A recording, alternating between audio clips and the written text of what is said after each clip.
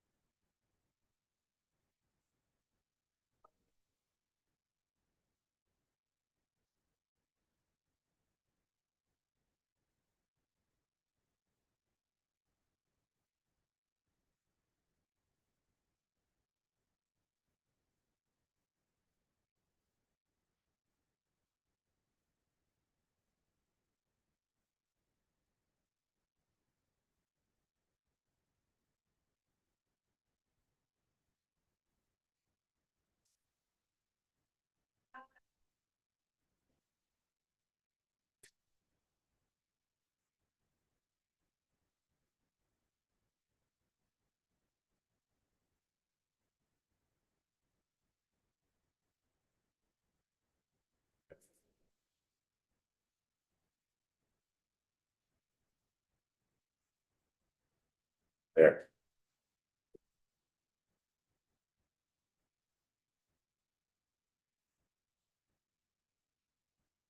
Here, walk around. Good to go? There you go. It's all yours. All right.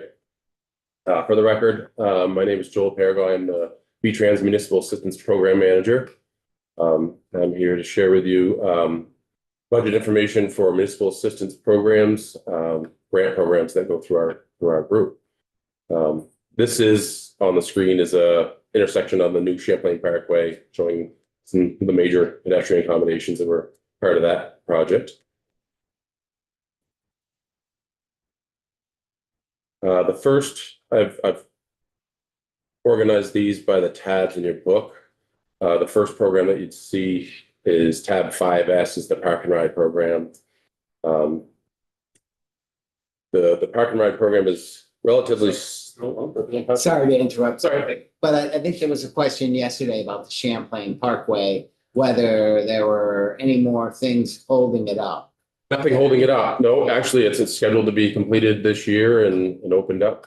Okay. That's full capacity this coming summer. And I think the city of Burlington still has more things they're doing sort of downstream into the next year. Correct. Like, connecting bike paths and fixing some of the roads. They have other adjoining projects, including the rail yard enterprise project that they're working on as a grant with us as well. Thanks. Yeah. So back to the Park and Ride program, the proposed budget is 1.976 million and change. Last year we completed the expansion of both the Manchester and Sharon lots. The picture you see here is actually the Sharon lot. And you can see that we were able to preserve the ever so precious horseshoe pits in the background. So the majority of the funding that you see in the 1.9 million is for the actual it's for the Colchester Exit 17 Park and Ride, which is scheduled to go to construction later this year. That'll add 73 spaces to the network. And just backing up just a little bit, with the expansion of Manchester and Sharon, we're currently at 2,050 spaces under the state-owned Park and Rides. There's a couple line items in the budget. $25,000 for engineering if a new project were to come up during the year. $325,000 for preventative maintenance, which is get paid if we're looking at data from last summer on pavement condition in the existing lots to determine which lot will undertake with that. And then there's a $150,000 municipal park and ride grant program. That's something that we've been continuing to support for the last few years. We did stop it in 22 for a while because it was not as much interest. We funded 2 projects last year that add 55 spaces, and that program has brought a total of 1,574 spaces. Those would all be municipally owned spaces, in addition to the state funded, or the state owned lots. And then, the grant program, so Heinsberg has its own municipal lot Mhm. actually behind the town hall. Yeah. I don't know how many spaces there are, maybe 8 or 10, that's where the bus comes too. Would the grant program, provide funds if we wanted to add lighting? Yeah, we do that quite often, actually. Yeah, I think actually one of the projects that we're doing this year is adding lighting to an existing lot. So sometimes they'll start with a gravel lot and choose to pave it later on, expand it, whatever, but yeah, they're all eligible projects. Yeah, okay, thanks. The next program is the Bike and Ped program. And this year's budget is shown at 24.56 million and change. So that's an annual grant program that we do typically announce in the spring, make awards in the late summer, early fall. 80% federal, 20% local, and there is a state fund component in there that we call the small scale program, which is at a 50-50 split. This current budget would support 59 ongoing projects, 43 different communities, 34 under construction in state fiscal year 27.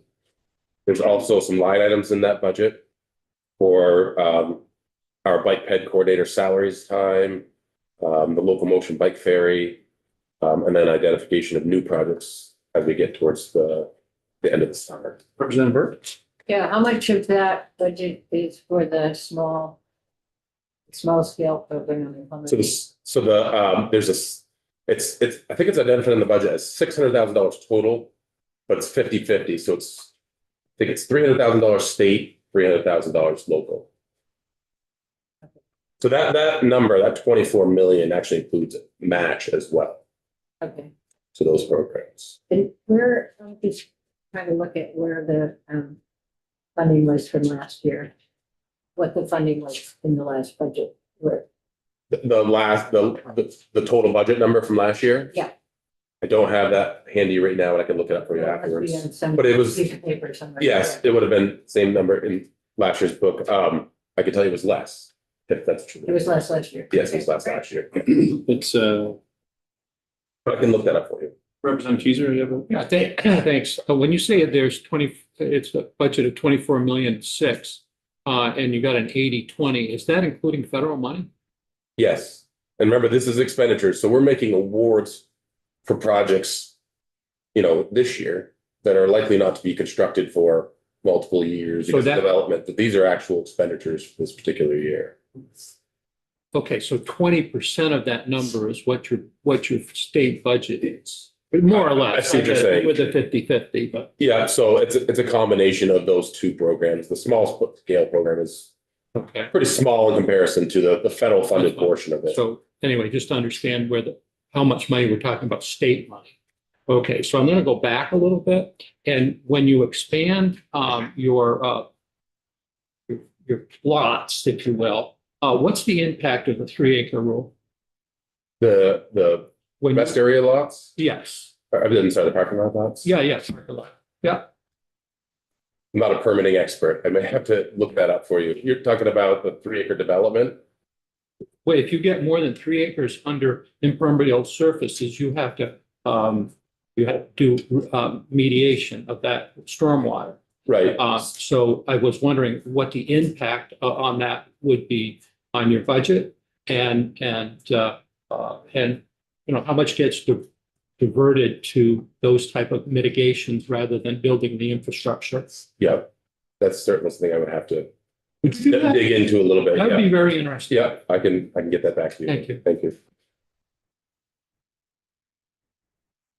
Just to try to answer Representative Burke's question, at least the sheets should have before the end of this week with all of the That's what I was pieces. sort of The looking for, initial, yeah. but yeah, the initial one that I got from Logan that's not finalized is bike and pedestrian facilities as passed in 26, budget was 21.9, and now it's 24.6 for a $2.7 million increase or 12% increase in bike and ped area of the budget. Can I just follow up? Please. Yes, again, I'm just trying to understand. So the 24 million includes the 80% federal? Correct. Okay, so like, it was sort of your question, is what is the state's involvement in this? Yeah. Okay, Yeah. Great. Yeah, I believe in your book, there's like a breakdown sheet of the totals. Yeah. That's a good place to look, and you can see what component, out of the 24.5 million, what of that is fed, what is local, what is state. For purposes of the bike ped, the state, as far as transportation funds go, is very small. It's only in that 50-50 small scale grant program. thank you. And this is just last year's awards that we made, would have been late last summer under the program. It is on your screen. Two sort of new, what we call large scale or design and construction projects.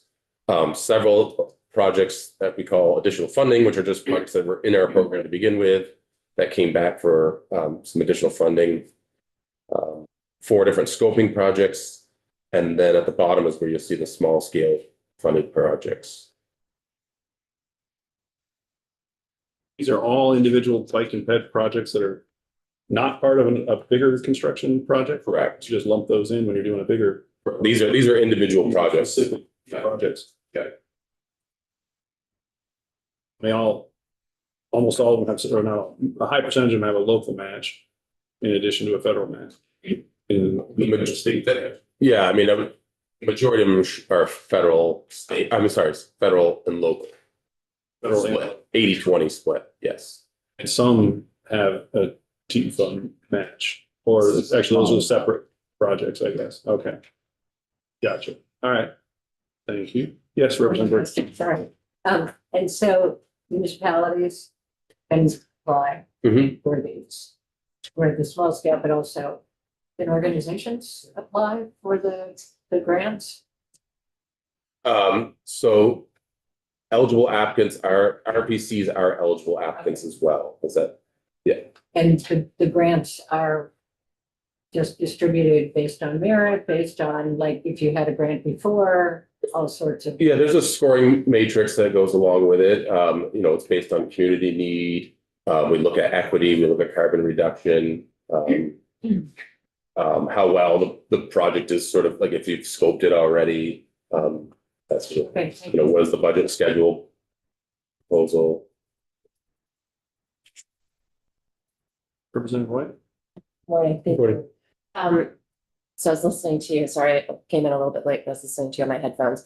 So this bike and ped program, these grants, can you just give a little bit more background? Like, is there an application process annually? Mhm. When does it open? When does it close? And you may have covered this before, but like, what is that total pot of money that's going out? for Yeah. that? So it's historically been an annual program that's announced in April. And we give municipalities 6 to 8 weeks typically during the application period. Making the applications due, I think, towards the end of June. And then we make those awards typically in August, after we evaluate the applications. The split is there's two different programs baked into one. Largely the federal component is 80-20. And then there's a state funding component, which is a 50-50 split. Those projects, we call them small scale. They're intended to be like little gap projects. And the second part of your question was? The total pot of money. So the total pot is generally based on a target provided by our CFO. It's sort of hovered around the $4 to $5 million in the last couple of years. But on top of that, the last 2 fiscal years, we've actually taken some of the carbon reduction funding. We made a commitment back 2 years ago to add an additional $4 million on top of that. So the awards, I mean, you can see here was $5.7 million in this federal portion last year, and $300,000 in the small scale. I don't have the previous years in front of me, but so they've been up around closer to $6 million in the last two fiscal years. Is there a name for that particular grant program? We just call it the Bike Ped grant Okay, program. grant program. Yeah. Okay, so that makes sense. Yep. Yeah, I'm sure if you Google V-Trans Bike Ped, that's what pop up. Thank you. Representative Loudon? Yeah, one of the things that we have learned in this committee is that the agency needs to know that there's an intent for the community to put a bicycle or pedestrian facility before something like when a bridge is replaced, so that to ensure that it has a sidewalk or something like that. And I understand that the RPCs are supposed to be working with communities on accumulating that sort of information about, where they would like to have a facility. And so these things get mapped, and so you guys know to plan for it. And I just was wondering how, if you have any sense for how well that's working, and if that helps with this program and making things run a little more smoothly.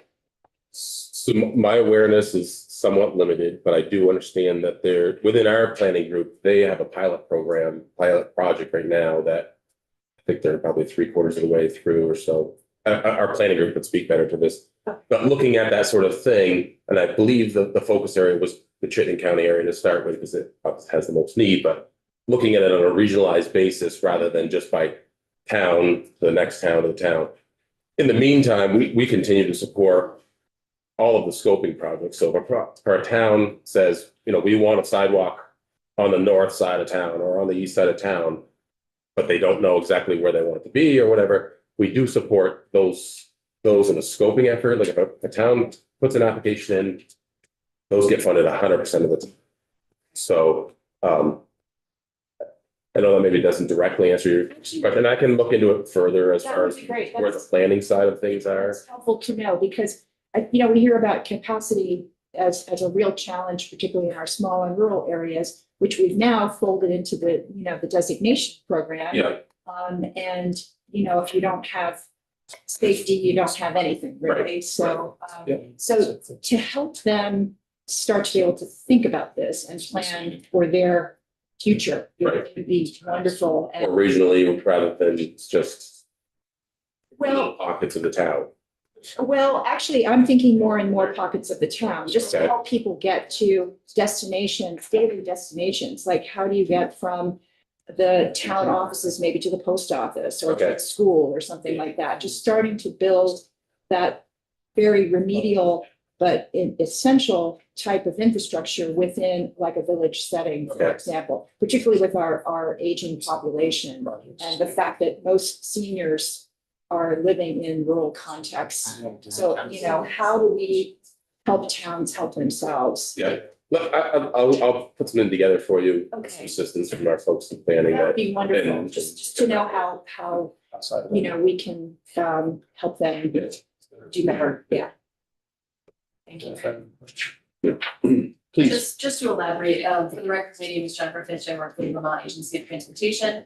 We do have a mapping tool and it is in our planning section. And so basically what happens is both through evidence that we have around biking and walking, as well as, to your point, information coming in from the RPCs in towns and communities. We have a map that we update around both desired, right? Bike and ped, as well as, where bike and ped already exists in the network. So we do have awareness at the level of input on that mapping tool, and we do use it as something we consider as part of that scoping phase, or at least we want to have awareness that there's a desire. Yeah.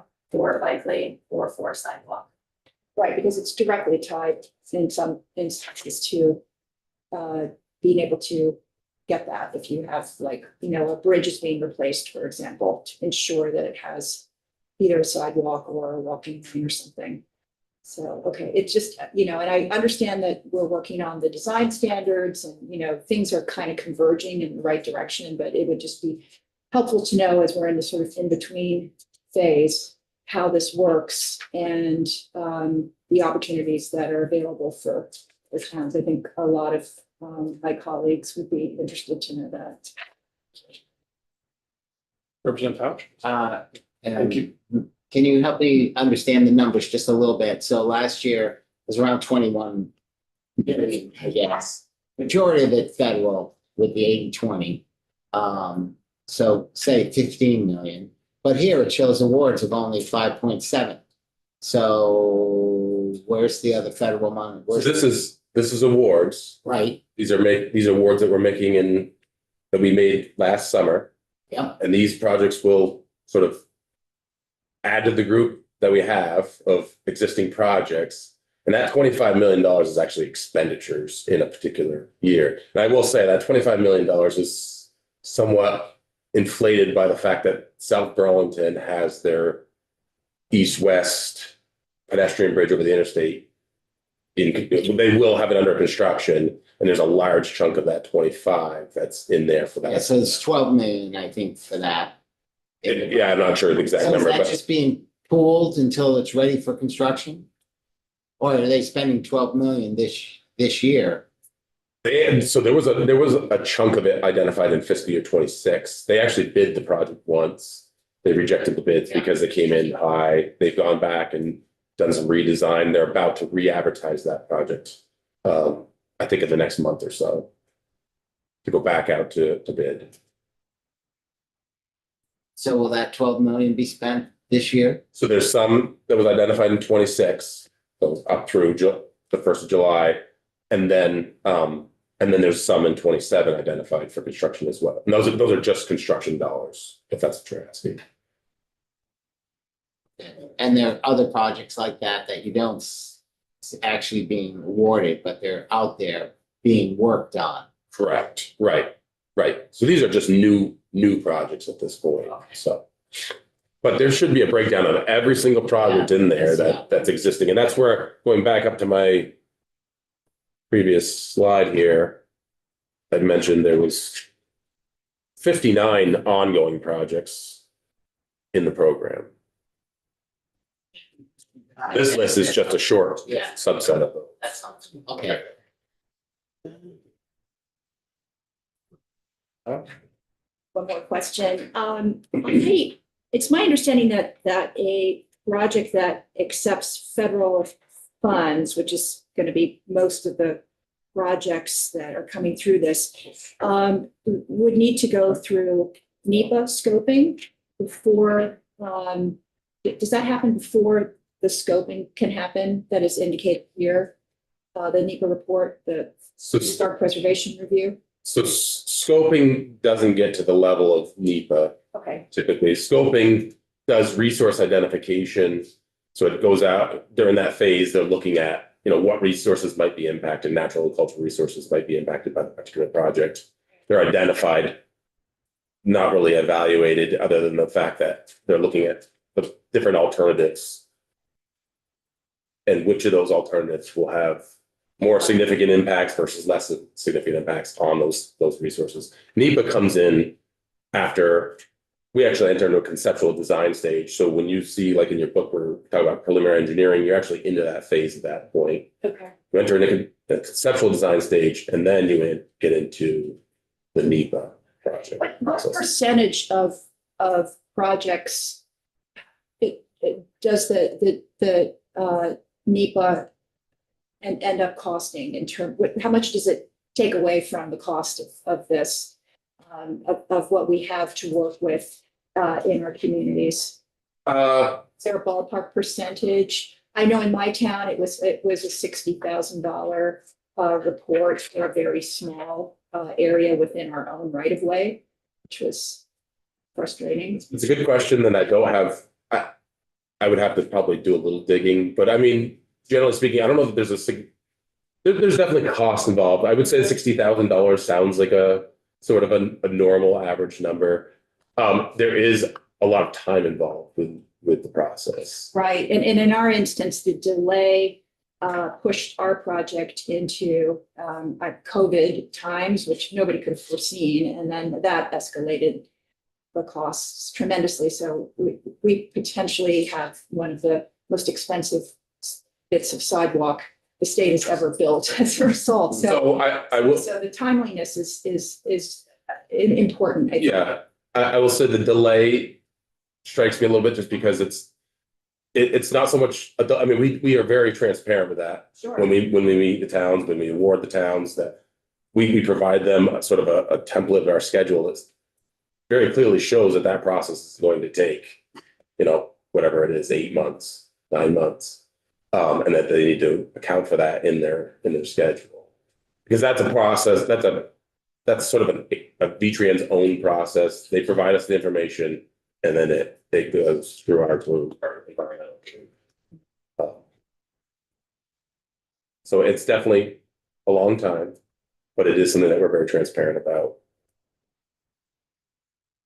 Representative Case? Sure. Isn't there a way to do some of this stuff without doing all these studies and? I mean, you're putting in sidewalks, you're putting in paths, seems kind of expensive there,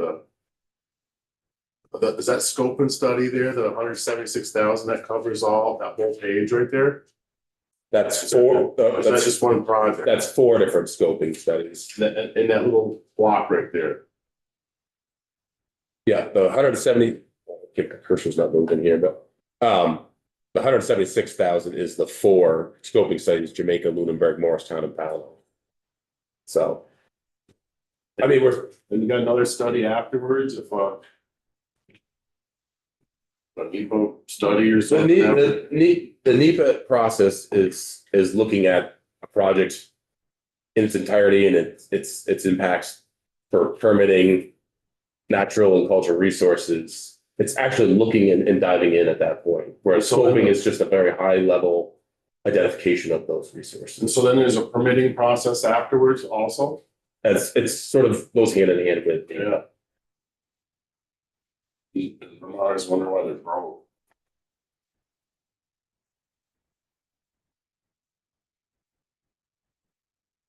Representative Pell?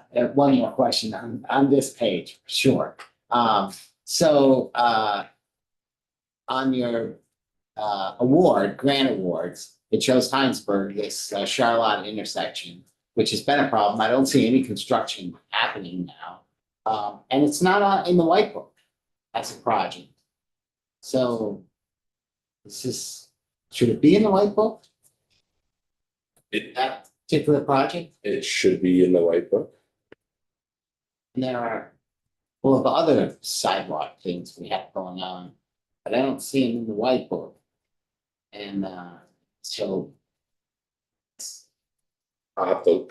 oh, yeah, Yeah. let's take a look. Okay. I thought maybe I was missing So something. that particular one you're looking at right there is additional funding that was to an existing project Right, that should be in the white book. okay. At least I don't see it there. Okay. And I was gonna ask this question before, but it seems obvious. It seems like Heinsberg's gotten over the last 15 or 20 years, a few of these. And it almost inevitably, the award is there, then we go out to bid and it actually ends up costing more. And then, so it delays it a couple more years. That's probably typical.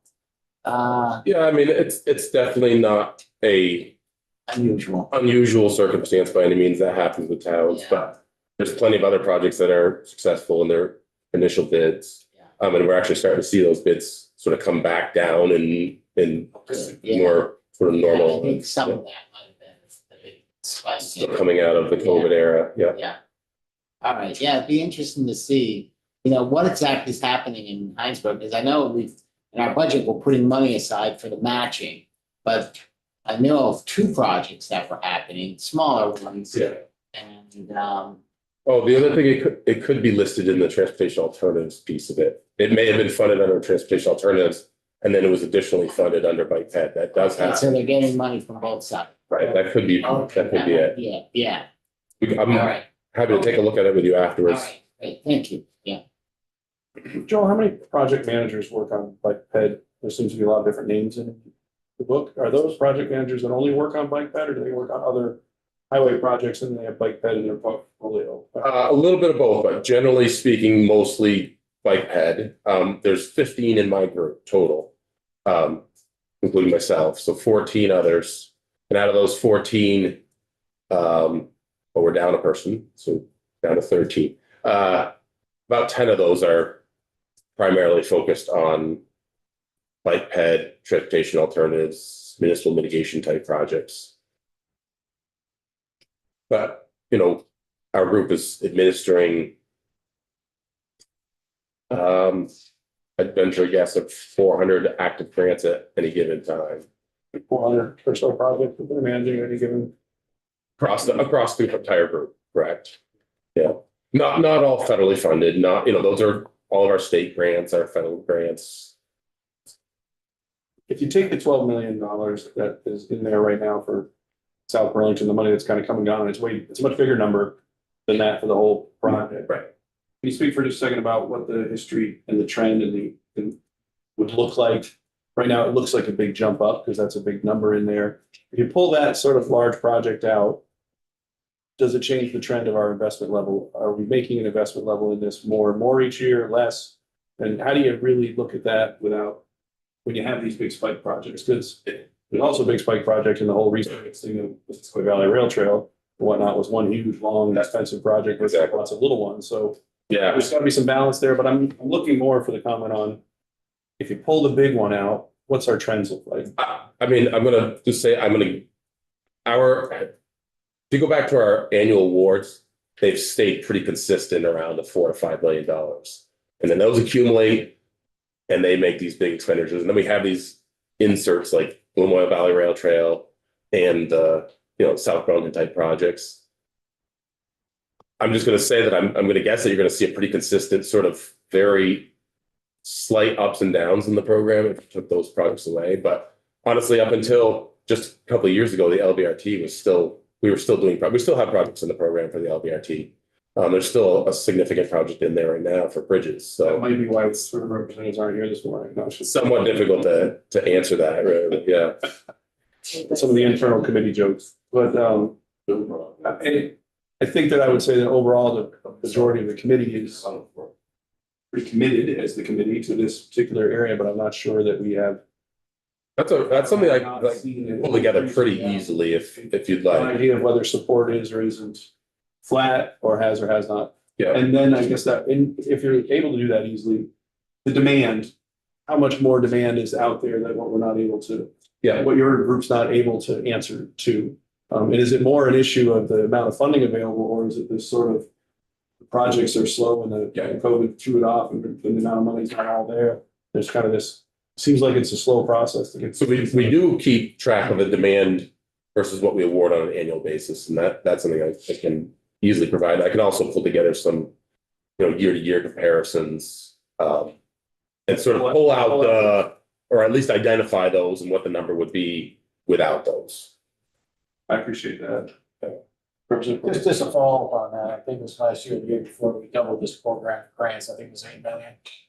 We had that money from some, I don't know, it was a climate fund. Yeah. How did that play out? The carbon reduction funding? Yeah, because we doubled it, I think, I don't know, 1 or 2 years, but did that money meet the demand? So that is baked into this larger number here, the 5.7. And so it was 2 years ago that we made that commitment to add 4 million, which brought it up to, I think, the 8. But in that first year, we weren't actually able to find projects that met the criteria for carbon reduction. We only awarded slightly over 2 million. And so in this last round, last summer, we added the additional, whatever it was, 1.8. So it's in this 5.7, the 1.8. To get to the 4. Yeah, to get to the total of 4, right? Hi, Joe. You're off the hook. It is in the transportation. All right. So it's there. So it looks like some funds from that and then some additional funds were needed. I think this gives us a flashing beacon at the elementary school, so kids can get across 116, so critical project. I'm curious, I know years ago, Heinsberg did a scoping study for a sidewalk up to what we call North Road, which is the densest area, but it's a long way to town. And so that was gonna be like a $3 million project. And nothing's been done because the match is so big for the town and, just so overwhelming. So in my mind, it's almost a waste to do that scoping study. And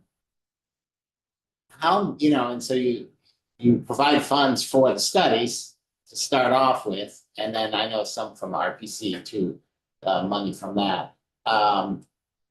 Is there a case where, towns want to do something, they get some money, they start looking at it, and then they start saying, oh, this match, there's no way we can do it. So they just sort of dry on the vine. That does happen, and that was gonna be my response as to why even a scoping study that doesn't result in a project might be a good thing. At least it's identified, there's no requirement to pay those funds back.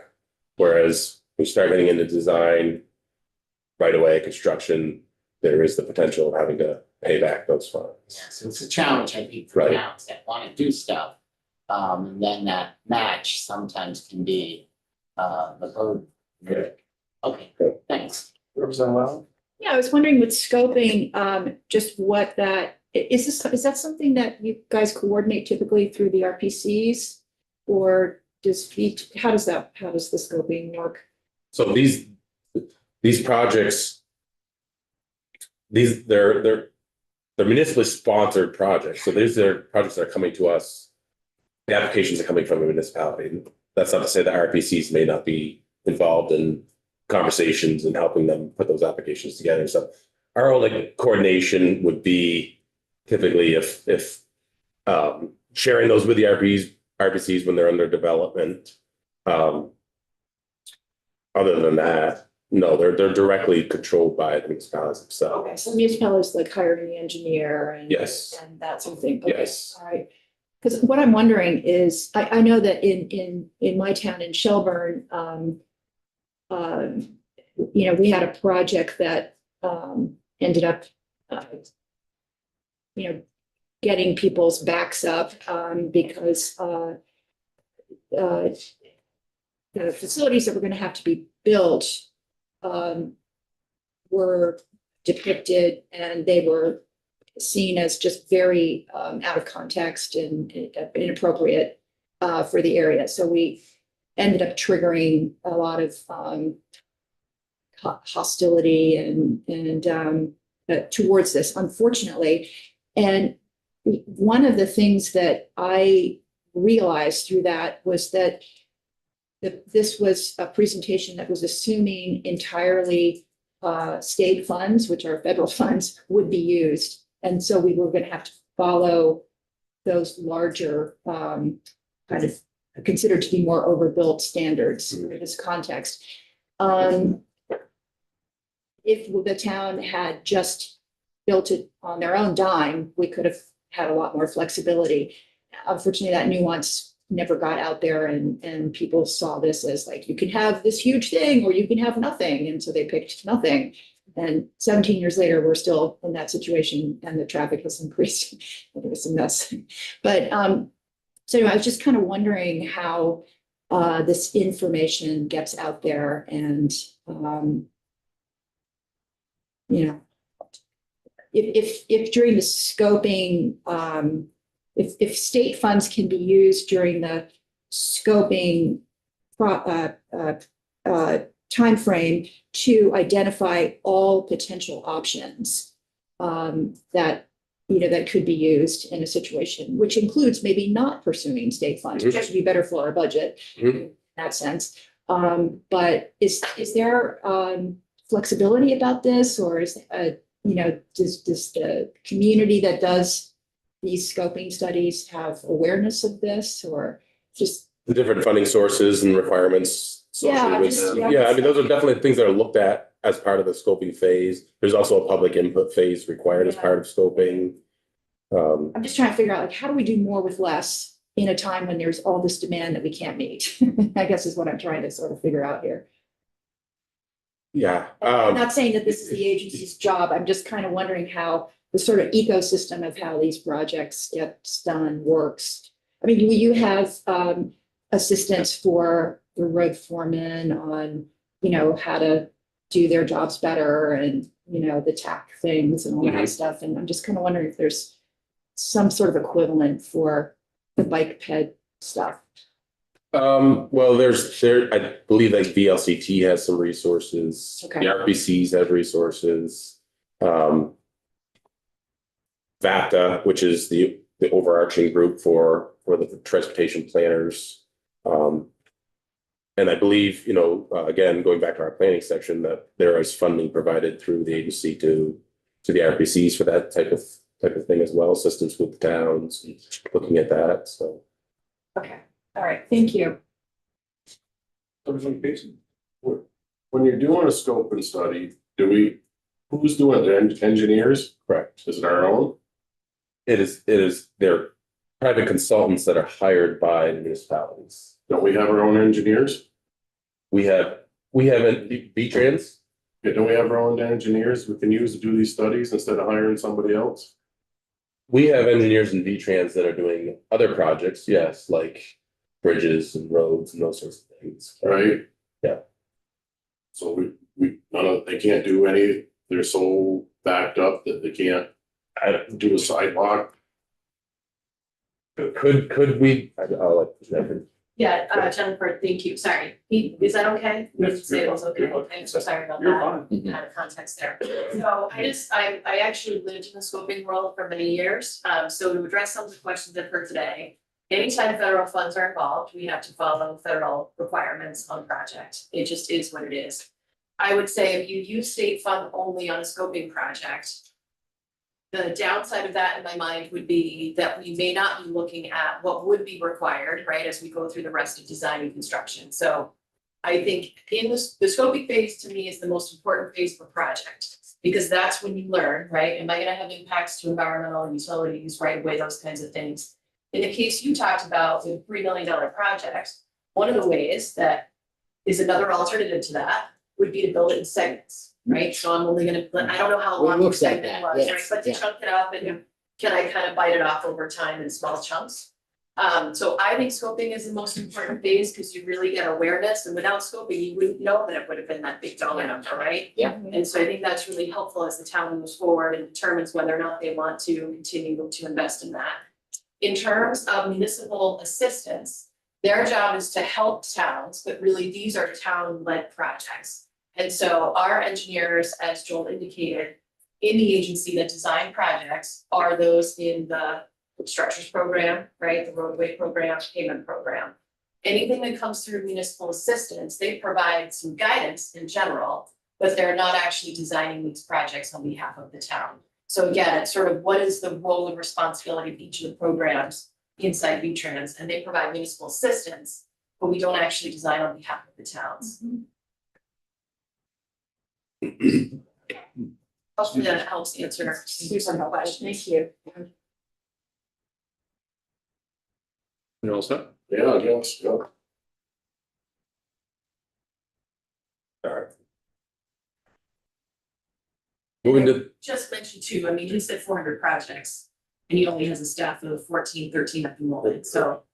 Even trying to provide any kind of design assistance through his group wouldn't be possible based on the number of projects that they're supporting through the process. I'm just looking at things as, how can we do things cheaper? We do too, we absolutely do the same thing.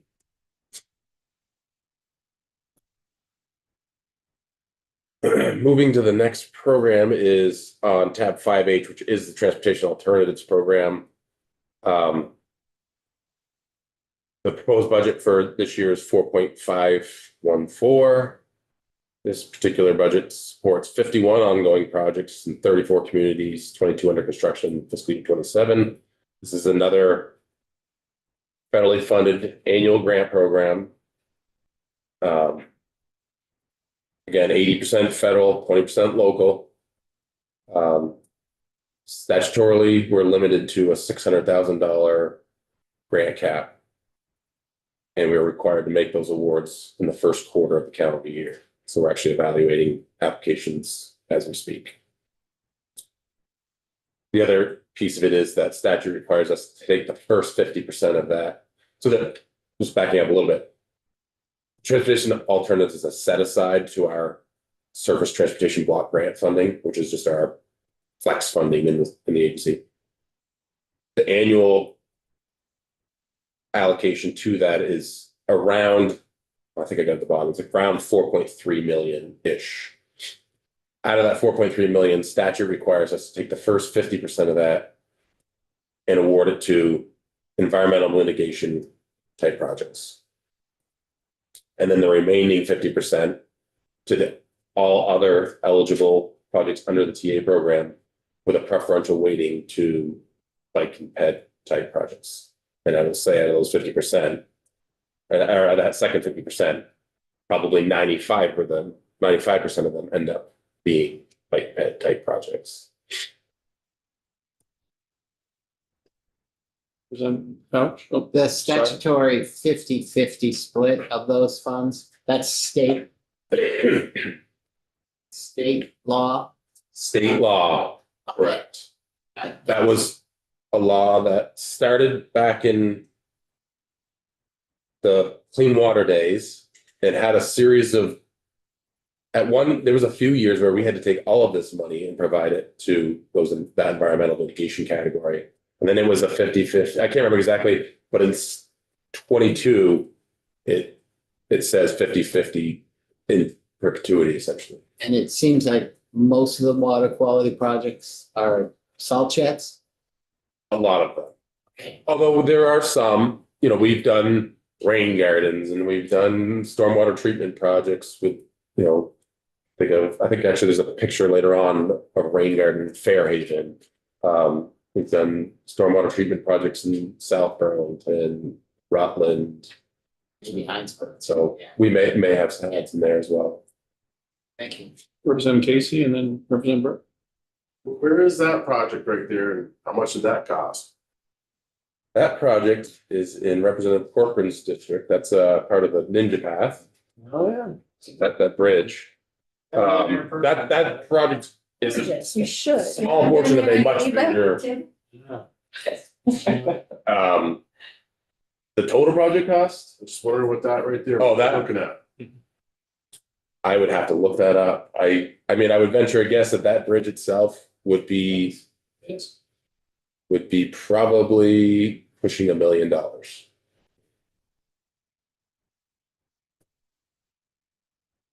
You're saying all in from the very beginning to the From very. the very beginning, yeah. I mean, that's a rough guess, as we're sitting here. Yeah. But that project, the Ninja Path was broken up into, like Jennifer was saying earlier, multiple segments with, logical terminus on each other and built in phases. How long is that trail? So Booker might know better than I.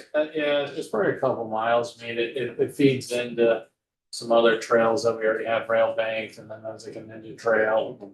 But I think that's behind Hannaford, I believe. It could be wrong. It's coming along, it's sort of like in different sections. Right. That goes on to another set of trails? Correct.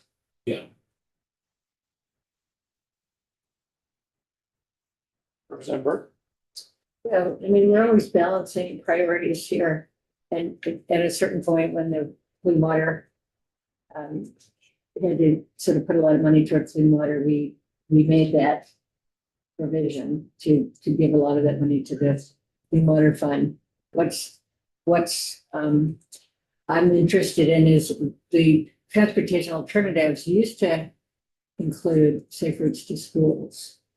Or it was a separate program, I can't remember, but anyway, that money has really diminished and the program was really great program, the Safe Routes to Schools program. So I'd be interested in discussing the possibility of sort of cutting back on the percentage of money in the transportation alternatives that goes to Clean Water Fund. I guess we'd like to have testimony on that to see where that fund is, but to maybe divert some money into the Safe Routes to Schools or whatever. So I'm just wanted to raise that issue now. while we're talking about it.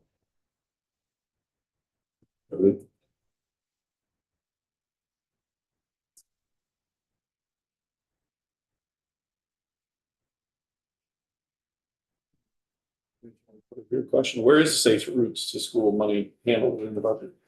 So there's right now, the only safe routes to school money that you would see in the budget is in the bike ped program. And it's legacy money from the safe routes to school program that we had years ago. So there was an actual program within the federal, Yeah. it doesn't exist any longer, They but lumped it together. it is eligible under, It was a federal program, not a state program. correct. Okay.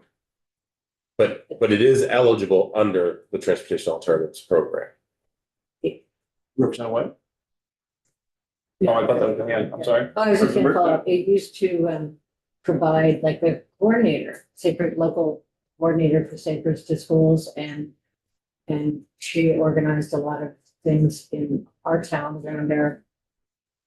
Getting kids to ride bikes. They'd have what do they call it, like a bike train or whatever, and one parent would go with the kids to make sure that they all got to school safely, or would walk them, and they installed a better crosswalk by the school, and she was actually, I think, a very part-time paid person in that program. And then they just collapsed that program and lumped it into the transportation alternatives. And certainly I think the funding has gotten diminished from that.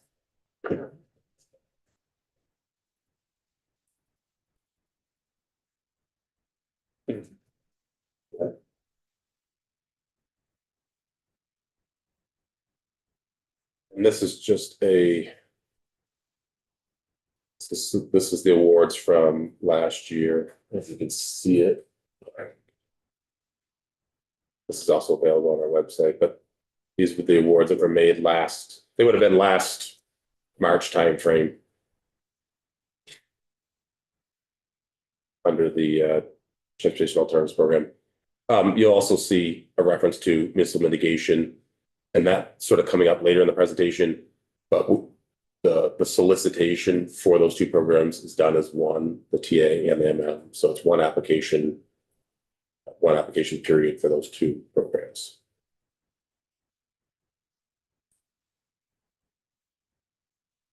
Next, is the rest area budget is on tab 6. Not a whole lot going on with rest areas. The only thing that you'll see in there is a statewide paving line item. Again, looking at data collected this last summer to determine which of the lots will be paved in the upcoming year. That is enough money. There's not a closure expected in the rest areas across the state, or that's enough? This is federal funding, remember, so BGS may be Okay. carrying state funding in their budget for those. Okay. You don't make the decisions regarding The operations. That's all Right. they do. Right, we're responsible for the pavement, sidewalks, those sorts of things. For $1 billion, I can't keep track of all of where it goes. Representative Burt? I just want to say that the two rest areas that I use regularly, the veterans one, which is just beautiful, coming north, and the Hartford rest area, use them pretty much every time I drive. And they're really important resources, and they're to be able to get off the highway for a few minutes. If you've never been to the veterans, it's just amazing, with all the names and photos of Vietnam veterans and gorgeous views outside and wastewater recycling and all this. And then the Hartford one is also really, I think, very well used. We'll see cars there, but they're important to sort of keep us safe on the highway from going and get a cup of tea or something. I appreciate V-Trans's involvement. Just. The next one under Representative White? Yeah, if I just wanted to ask one more question on the rest areas. So I understand that rest areas were built with mostly federal money. So Vermont can't be charging, can't charge anything at rest areas like for coffee or anything like that. And I continue to think about what a wonderful place this would be to have a level 3 charger. Knowing that we have these federal limitations, is there any possibility at any of our rest areas to look at purchasing a small piece of land contiguous or adjacent to any of these rest areas to put level 3 charging in? We've got bathrooms, we've got parking, we've got vending machines. It seems like a great place for electric vehicles. And I know that's a separate program and we've got locations and that's kind of going, but it just seems like the most sensible place to put high level chargers. You want to handle this one?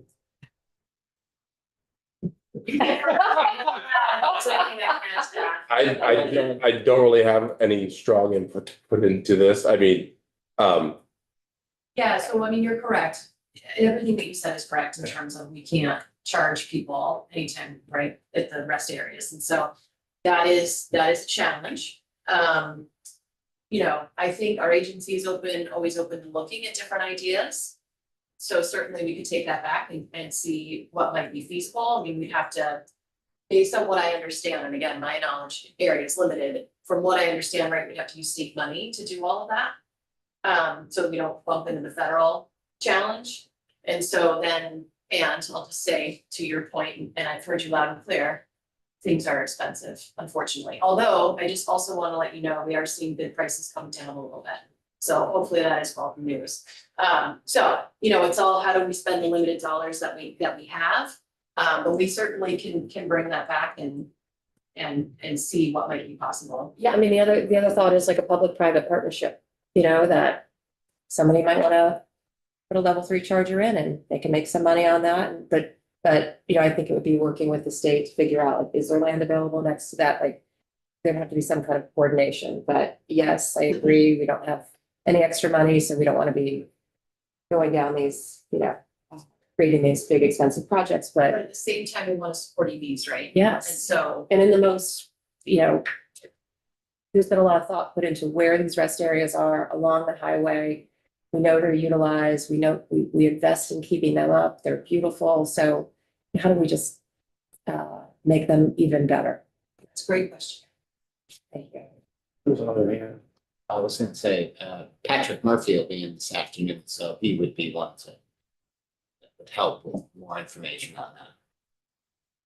yes, I believe you would.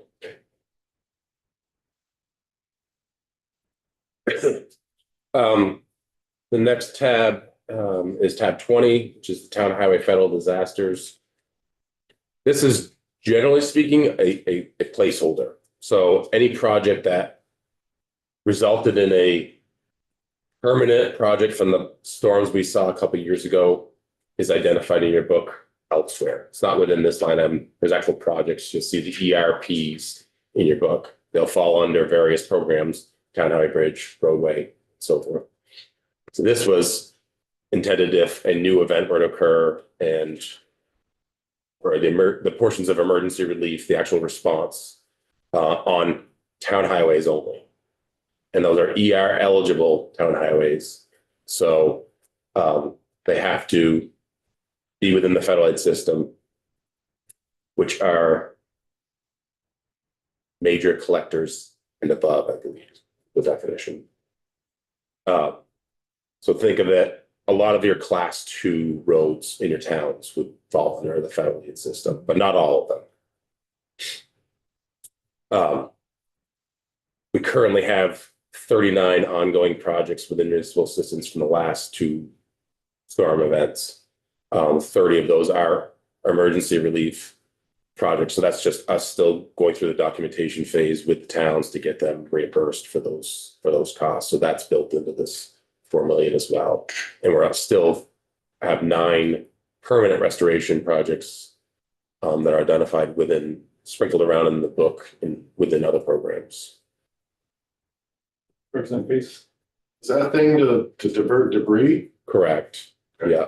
That is in the town of Charlotte. Does it work? As far as I know so far. Keeps the canoers out. That was, that's fairly new. And swimmers too. So it keeps the canoers out. Yeah, we'll do that too. That's on Spear Street in Sherlock. That, I think that is, But a huge washout area. yeah, it was Washed out completely. Yeah. it was gone, completely gone. Yeah. And unfortunately, the town jumped ahead a little bit on us in that one and purchased those pipes in advance of meeting with us. And so they desperately wanted to use them, and so this is what they ended up with.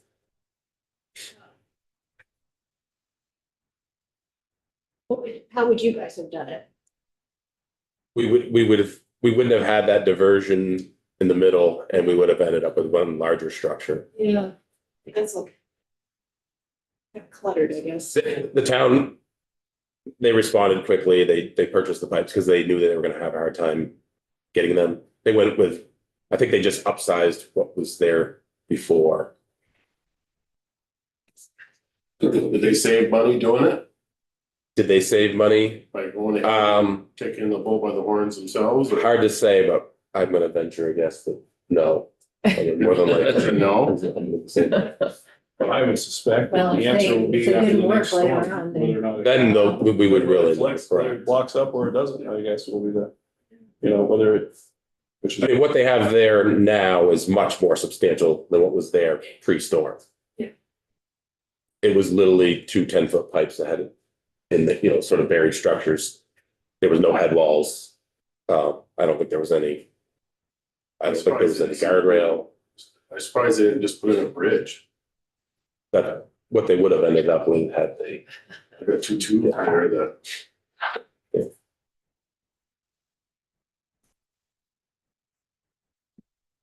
The next one is the town highway aid and the supplemental, which is on tab 21 and 22. So these are just line items. Town highway aid are the quarterly payments that go out to municipalities to support their class 1, 2, and 3 town highways.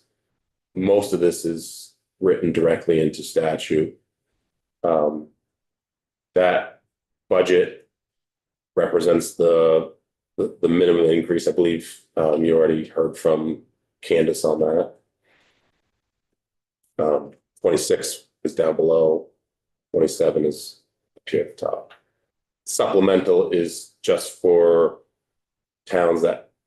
cities that have multiple lane class 1, so it gets added to this 6% over here.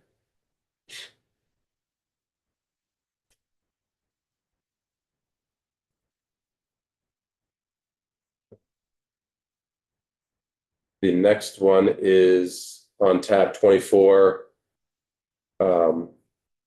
Again, it shows in the book as a line item of 6,143,000. But within that program, there's 3 separate grant programs.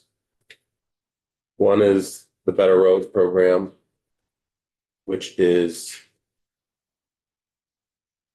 budgeted for 1.4 million. 1 million of that comes from the Clean Water Fund, $440,000 comes from the Transportation Fund. The intended purpose of these projects are to support municipalities in their compliance with the municipal roads general permit. The next program is, and the Better Roads program, just for people's awareness, that's a competitive grant program. Grants and aid program is the next one. That is solely funded by the Clean Water Fund. With a $3 million budget. Again, these are projects that support the municipality's compliance with municipal roads general permit. That program is a formula-based annual grant program. Town sends in a letter of intent to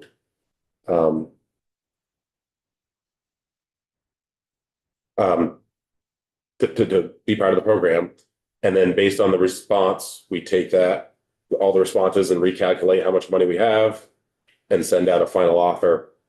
In fiscal year 26, 237 of the 260 municipalities received grant funding through this program.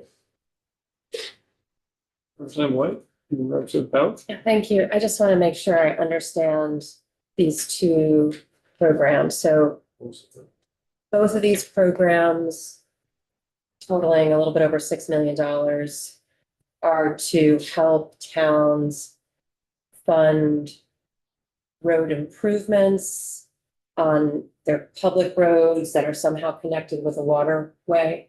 Correct. Just one clarification. The 6 million is actually, there's another slide to this that has some other programs as well. So it's not just these. Okay, gotcha. So there's a little bit more on the Yeah, next page. yeah. But they're all connected with a waterway. Correct, And they're all public roads, no private roads. correct. And they're not being accounted for in the previous town highway aid program or town highway class 1 supplemental. Separate. program. Correct. Okay. Thank you.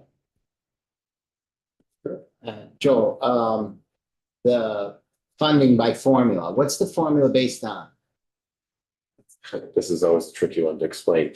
It's based on their miles of hydrologically connected roadways.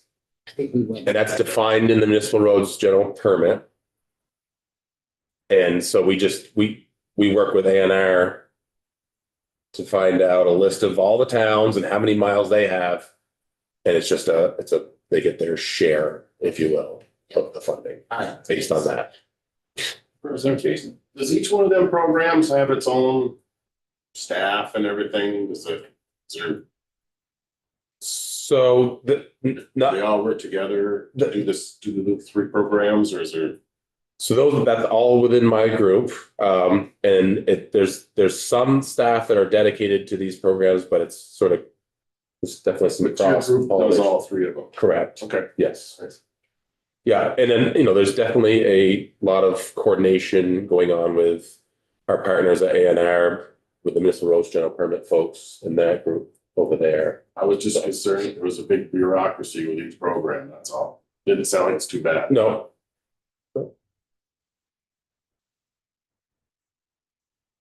These are state funds, 80-20 split on the 2 programs.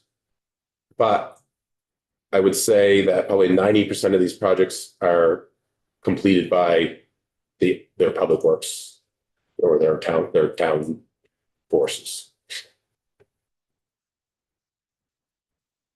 And the project that you see in the picture is sort of your example project. It's your sort of quintessential Vermont class 3 road, gravel road with stone line ditching and cross culverts, stone check dams. It's getting the water off the road and into the ditches and then away from the road. Class 3? More than likely, that would be yeah. Class 3's better than ours. This is the next tab, or the next slide that goes along with that. The other component in that 6.143 is the federal funding component of 1.428. This is the municipal mitigation program that I mentioned earlier. We put it out as part of the TA because the eligibility is defined by our environmental mitigation category under TA. So this is where a lot of the salt shed projects are funded, and the stormwater treatment type projects. And then the last piece of that 6.143 million is $275,000 budgeted for stormwater utility fees that V-Trans pays to the MS4 communities. This particular line shows a $3.75 million drop, $750,000 drop in municipal mitigation from last year to this year. Can you just speak to that? Yeah. So part of the requirements under the municipal roads general permit is that towns have to undergo a road erosion inventory. In the 2 subsequent years, we had funding that came through the Clean Water Fund to V-Trans to grant out to municipalities for purposes of funding those road erosion inventories. But we're coming to the end, and so and I think if you look back 2 years ago, there would have been $1 million for that purpose. Last year there was $750,000, And now we've awarded all of those dollars and all the towns are done.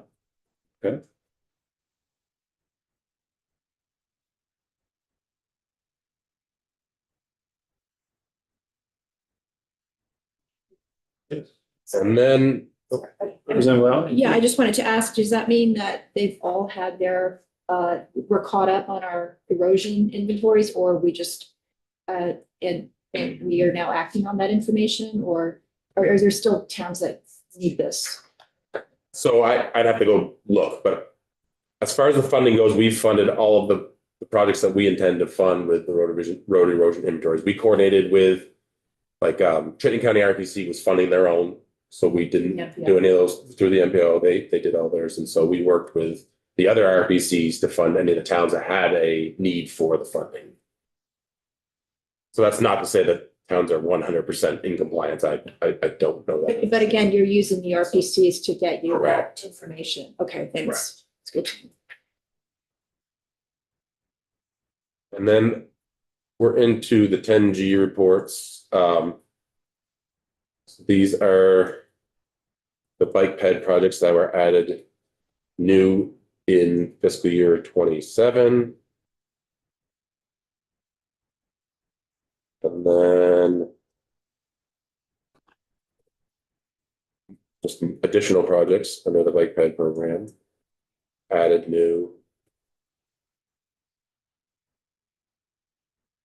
These are the transportation alternative projects that show up for the first time in fiscal year 27. And park and rides and rest areas that are new in the book for 27.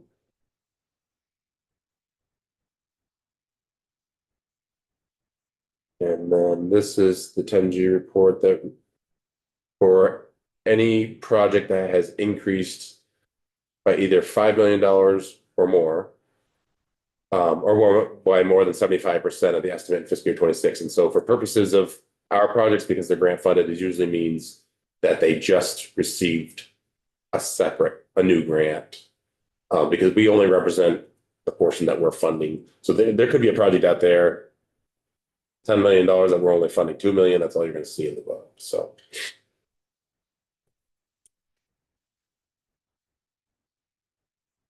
And then these are projects that are no longer in the book, so they were completed or canceled. For bike ped, transportation alternatives, and park and rides that are no longer in the book. And then this is projects that have increased by more than 10 million for the preliminary estimate, or by 100% from the preliminary estimate. And again, with the exception of Guilford, those are just projects that were represented one way. They came in and they got additional funding, and so that's why they've increased. The Guilford project was a replacement of the walkway pavers, very specialized work. The estimate was much lower, and then when the bids came in, they came in much higher than expected, but we did fund the project and complete it.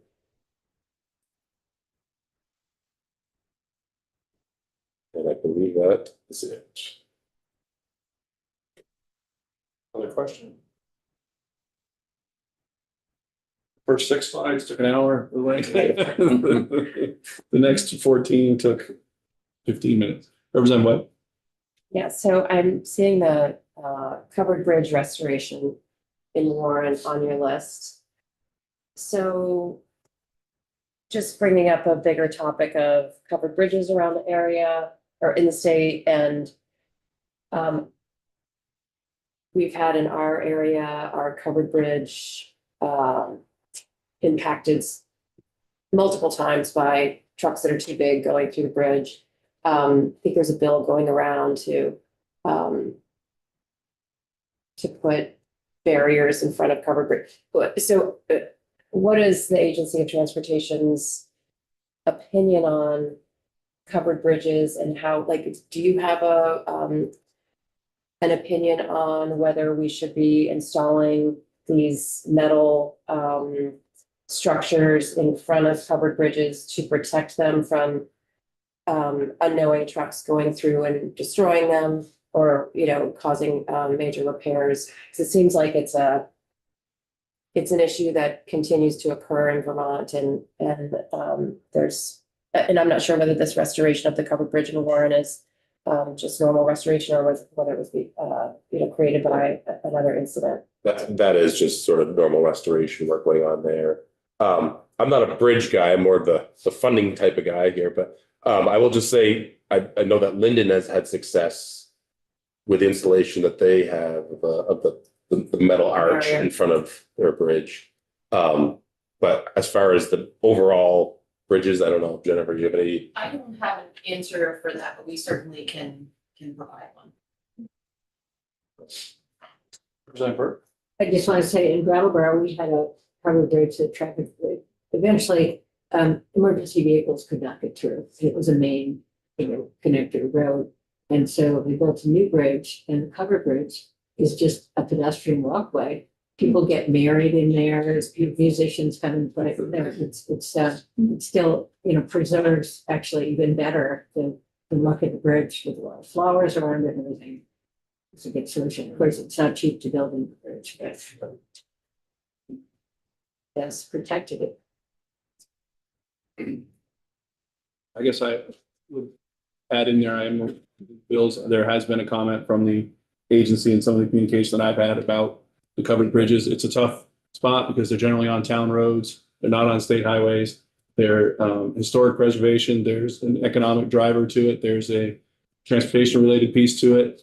And amazingly enough, in a state full of incredible amount of beautiful and wonderful structures, we don't have a particular program to protect them and or preserve them in one clear spot that we could find more grant money for. So perhaps as a committee, that's something we can figure out how to move forward on, since there's significant interest, but they fall in kind of an odd, they're not on state highways, so it's not as easily to take them in this environment, but perhaps in commerce or in historic, perhaps some combination there piece of we could. So I appreciate the sentiment and I'm interested in that as well. Just one quick clarification, sorry. You'll see that I think that was labeled as a Warren EH12. That's a very long legacy, like long-standing project. Transportation alternatives is the new enhancements, and that's where any of the funding that comes through our programs for covered bridge, that's what makes it eligible. It's the historic preservation piece of TA. So.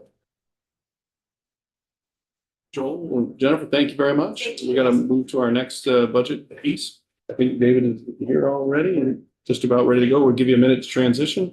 And if we have to, we'll push through our break a little bit. There's a change to the schedule for the committee piece. Our break will adjust as this next presentation goes.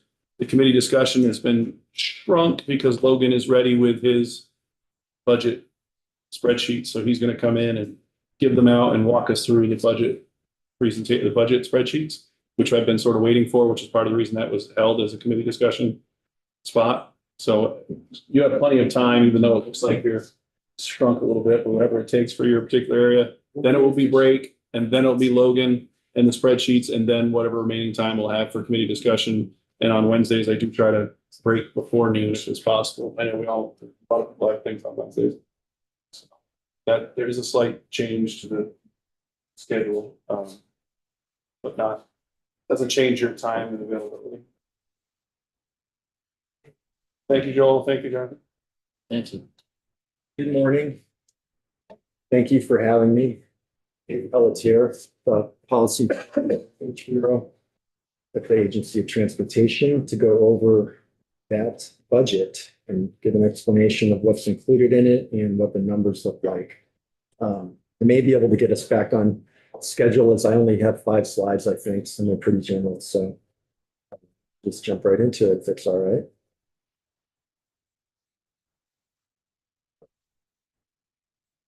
So general overview of the budget in terms of funding in and funding out. The policy planning and research budget is majority funded by federal funds.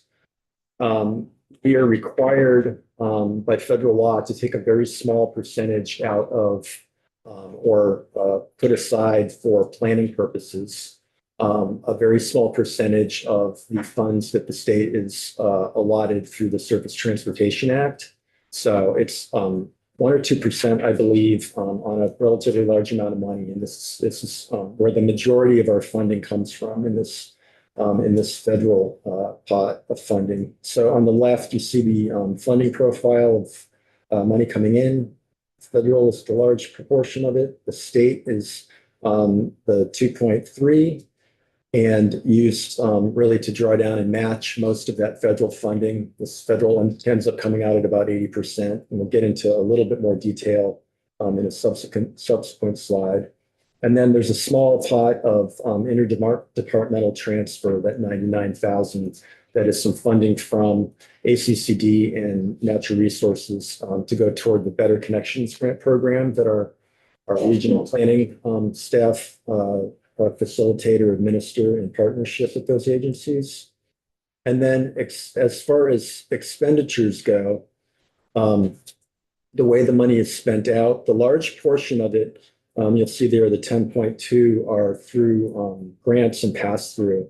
One component of that, that's roughly half of that, is pass-through funding to the MPO in Chittenden County. I think 5.5 or so million is funding that FHWA is sending to the MPO, but it goes through the state on its way to the MPO, but it's actually apportioned to the MPO directly by the Federal Highway Administration. We just pass it through.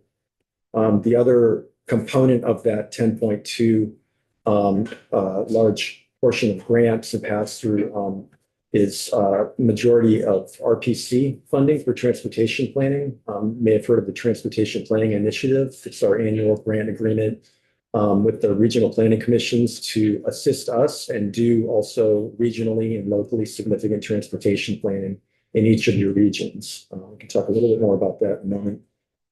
And then personal services, I guess that's personnel services or personnel.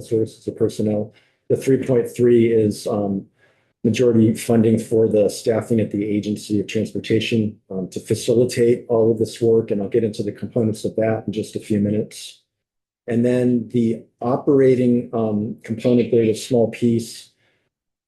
Michelle? Sorry. This is the one number that I'm not exactly certain of in the budget. If the chair wouldn't mind me reaching out to Michelle Brunhauer, well-educated, yeah, phone a friend. I'm sorry, which number? It's the 299,000. It's a small component. I assume it's sort of office and administrative sort of expenses. Yes, It's that not- would be like travel, any, functional pieces that are needed for the day-to-day operations that's not included in the overhead. Super. So Thank you. we can get more detail on that if the committee would like. Okay, moving right along. I've already alluded to some of the major components of the expenditures here, but to get into just a little bit more detail. The MPO pass-through is pretty self-explanatory and noted in there pretty clearly. The RPC TPI grants also 2.1. And then working our way around the wheel here, our research program at the agency is set aside of that portion of planning and research funds that are allocated or I guess required to be used by the agency for planning and research. So I think it's 25% or so, but a portion of the state planning and research funds that we take down from the other huge pots of funding must be used for research. And so this component is managed by Emily Parkaney and staff, and you may have heard presentations on her program in the past, or perhaps you will in the future, but it's a really robust transportation research program at the agency with many partners. There's an annual symposium that is put on with dozens of presentations on research on everything from pavement composition to smart growth principles to you name it, electric vehicle uptake and so on and so forth. So it's a pretty interesting and exciting component of the work that we do. Working up the wheel here, we have a small amount of funding for Act 250 and Section 1111 implementation. We have a strong staff of one very well informed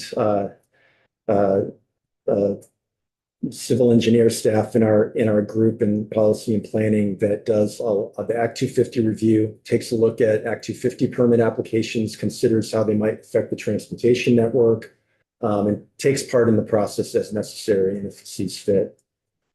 And then our Section 1111 program is a small group of folks that intake and process and counsel applicants on 1111 access permits for developers or individuals that are doing work or actually need access to the state right of way.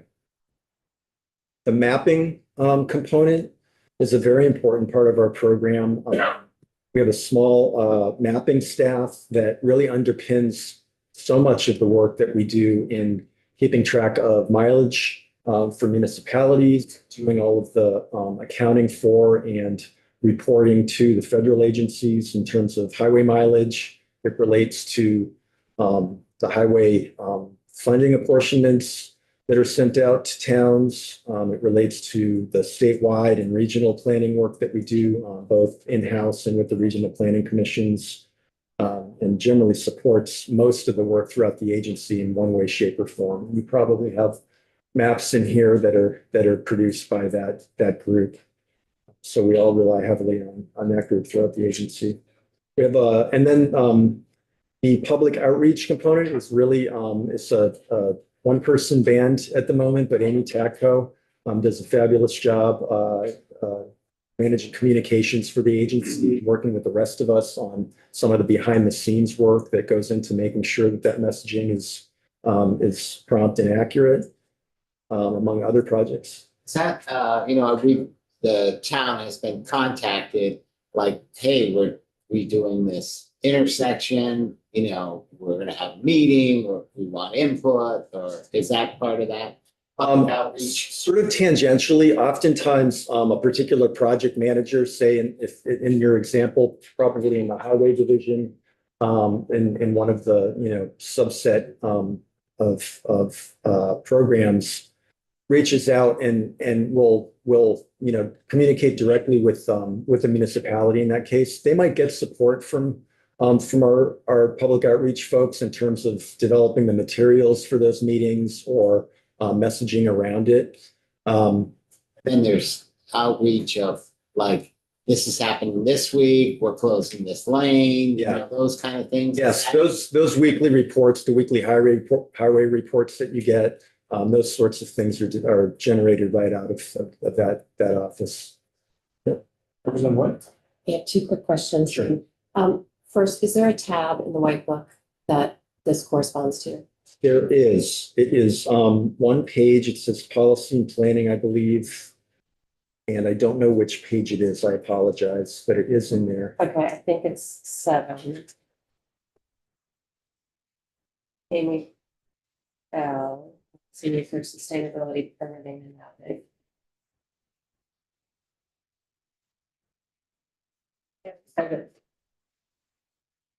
Apologize. I don't have it open right now to look at. 7 is policy and planning, but it's Amy Bell, Bureau Director. My yes, that's it. Right. Sorry. Thank you. And then my second question, Yeah. you had mentioned in the research portion that there's a big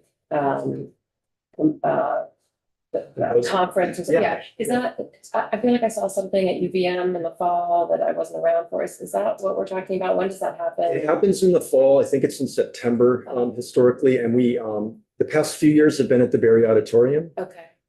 It happens that we're in communications with other folks because the odd is taken that weekend for those dates for another event. So Emily's working with other folks to see where that might be able to take place. And is that something that the public is able to attend Yeah, Okay. absolutely. I'd just love to, Yeah. maybe the committee would like to know when that is occurring. Yeah. In case we are around and. Yeah, absolutely. We can make sure to bring that message back. Thank you. Sure. The last component, the slice of the pie here that I just want to speak for a moment about is the policy and planning component.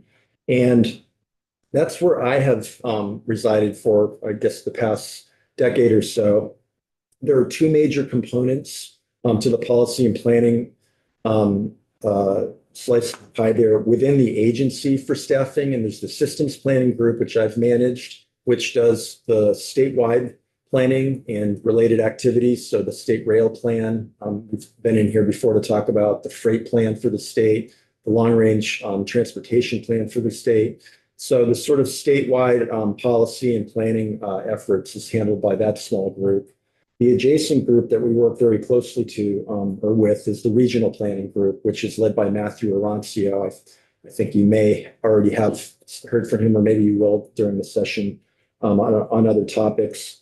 And that small group of AOT staff is really the liaisons with the regional planning commissions to make sure that we're working with the RPCs to provide the support to help facilitate that funding that we send out and make sure that we can make best use of that. And to answer questions about other things going on at the agency, it provides the regional planning commissions sort of a direct phone line into the agency that we can then go out and get information for the regional agencies by which or through. And then let's see here. Yeah, so that's the gist of the composition of how the funding is spent. And this is just a slightly more detailed version of the components of that pie, with a line on the far right there of just reflecting change from last year, fiscal year 26 to this year, fiscal 27 proposed budget. And you'll see it's relatively unchanged. There are a couple of, I think the first couple of lines, the change just reflects salary adjustments and whatnot. The mapping component has a little bit of an increase in there for a couple of important pieces of work and the purchase of a new plotter for being able to print the large scale maps.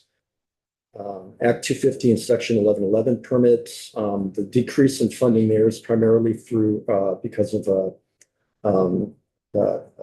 I guess the abandonment of a project that had been going on for a couple of years to try to put together an online automated 1111 permit application system that ran into some difficulties. It seems that software projects like that often face once the details are dug into. Research and TPI grants and MPO pass-through are pretty stable there as well. Representation, how many people are employed for that $2 million some odd dollars? There are roughly 21 employees in that taking on that range of work. And then there's a portion of 3 other folks that are partially funded. There's 3 other folks that are partially funded in that pot of funding. Do you plan on hiring any more this year? No, we don't. Yeah.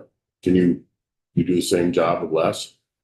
We seem to do that every year. Okay. But I'm just asking. yeah, We're Yeah. down on funds here, Yeah. so I'm. Yeah, it's a matter of prioritization. I will point out, I think it's in this last slide that I have for you, that our overall budget, in particular state funds, is significantly less this year, just reflecting actually the elimination of a few positions from this budget. One being associated with Michelle's retirement, the other being associated with Amy Bell's retirement, who you saw in the budget book coming up in the coming months, and then a couple other shifts. So we're doing more with less right now. I guess is the short answer to that. Representative Burke. How can you get by without Michelle? That's the questions piece. Question that I ask myself every day, but we'll find a way. I've heard that line every year, I think. Yeah. Next year, yeah. I believe. Yeah. It'll be different and we'll muddle along somehow. Any more? No. Okay. Anybody else? I guess we are all set.